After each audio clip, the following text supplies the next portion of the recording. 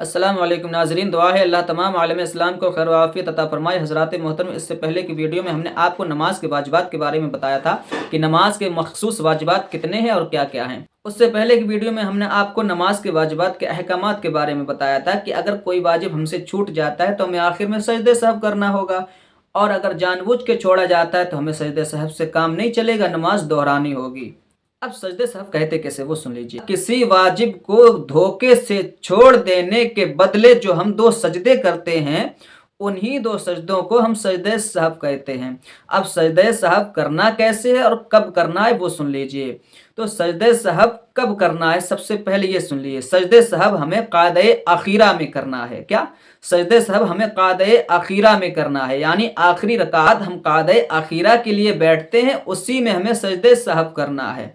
अब कैसे करना है वो सुन लीजिए।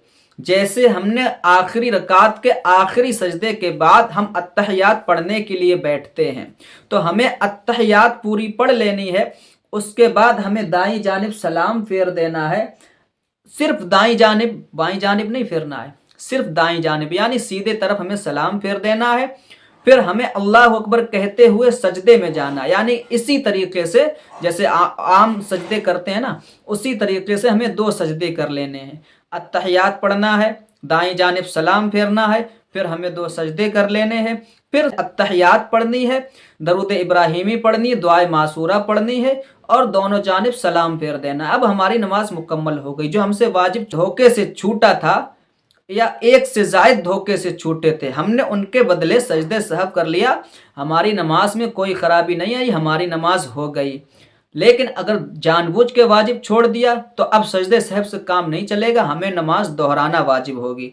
आप सजदे सहव समझ गए कब करना है और कैसे करना है। अब इसमें एक मसला समझ लीजिए। अगर हमने जानबूझ के किसी वाजिब को छोड़ दिया तो हमारी नमाज सजदे सहव से नहीं हो सकती, हमें नमाज दोहराना वाजिब होगी, तभी हमारी नमाज होगी। उम्मीद है इंशाअल्लाह आपको बात समझ में आई होगी। बात समझ में आती है तो हमें लाइक करें, शेयर करें और सब्सक्राइब ज़रूर करें, ताकि आप तक दीनी मालूमात पहुंचती रहे, आपको दीनी फ़ायदा हासिल हो सके। मिलते हैं एक और नई वीडियो के साथ, तब तक के लिए अपना ख्याल रखिए। अल्लाह हाफिज़।